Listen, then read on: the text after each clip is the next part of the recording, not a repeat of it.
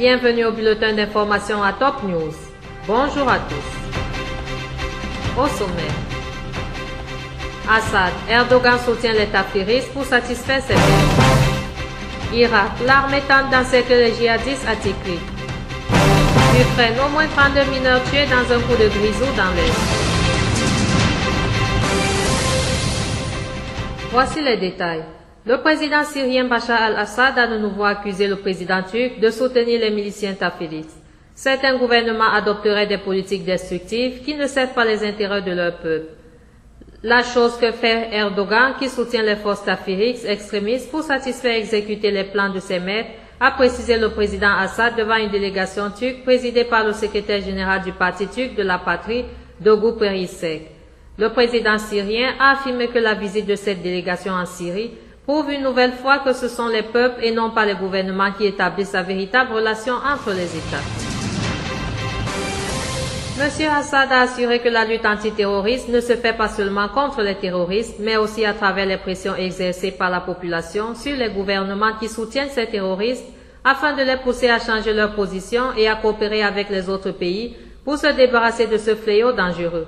Il a également appelé à lutter contre la pensée extrémiste qui nourrit ce terrorisme. Pour leur part, les membres de la délégation turque ont affirmé que la majorité écrasante du peuple turc refuse l'implication d'Erdogan dans le soutien au terrorisme en Syrie. Ils ont ajouté qu'on a échappé au risque du démembrement de la région grâce aux accomplissements de la Syrie au niveau de la lutte antiterroriste. Une délégation des Nations Unies a entamé hier mardi une visite à Alep par une rencontre avec le gouverneur de cette grande ville du nord de la Syrie, où le médiateur de l'ONU veut instaurer un cessez-le-feu partiel, selon le ministère de l'Information. La délégation dirigée par Kuala Matar, chef du bureau du médiateur Staffan de Mistura, est arrivée lundi soir à Alep. Elle a été reçue mardi par le gouverneur Mohamed Al-Oulabi, selon un responsable du ministère. Monsieur de Mistura propose un gel des combats à Alep, permettant l'entrée d'aide humanitaire dans cette ville divisée entre rebelles et forces gouvernementales. Une rencontre de dialogue s'est tenue mardi dans la banlieue sud de Beyrouth entre une délégation du patriarcat maronite de Kerké et le Hezbollah, rapporte mercredi le quotidien Al-Jumhuriya. La rencontre s'est tenue en présence du vicaire patriarcal Sami Mazloum, Ares Shehab, membre de la délégation de Kerké, et Mahmoud Komati, membre du conseil politique du Hezbollah, ainsi que Mustafa Al-Haj Ali.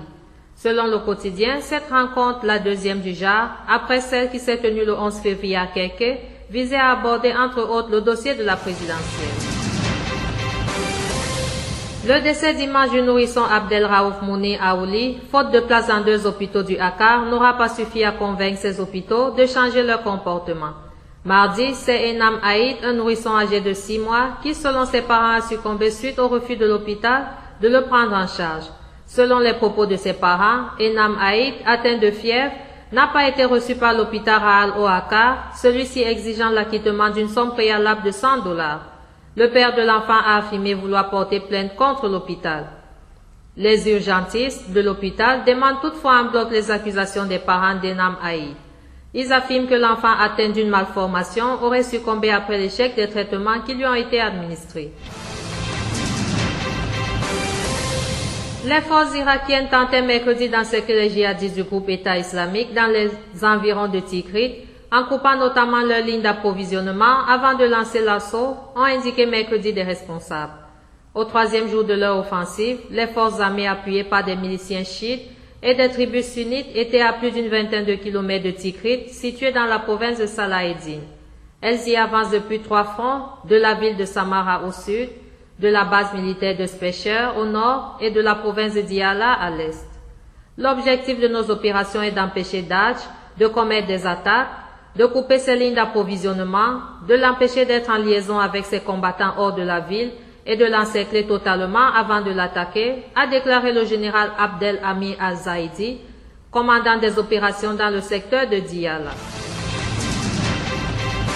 Au moins 32 mineurs ont été tués dans un coup de grisou dans une mine dans l'est séparatiste pro-russe de l'Ukraine, a déclaré mercredi le président du Parlement ukrainien, Volodymyr Groysman.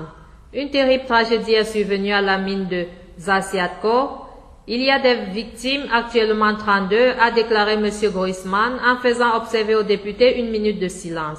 Les autorités séparatistes ont fait état d'un mort, tandis qu'un responsable syndical a indiqué que 47 mineurs étaient portés disparus et pourraient être morts.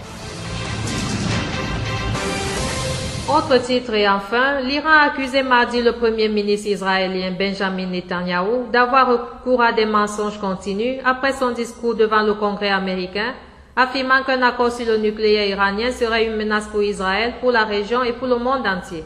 Alors que le président américain Barack Obama a affirmé qu'il n'y a rien de nouveau dans le propos de Netanyahu, assurant qu'il n'y a pas non plus présente d'alternative qui puisse être mise en œuvre. 56 sénateurs démocrates américains ont boycotté le discours du premier ministre israélien, et ce malgré la campagne de menaces et d'avertissements exercée contre ces élus par le lobby pro-israélien aux États-Unis. Merci à vous qui nous suivez de Beyrouth et partout ailleurs. Bulletin présenté par Anna Ekam.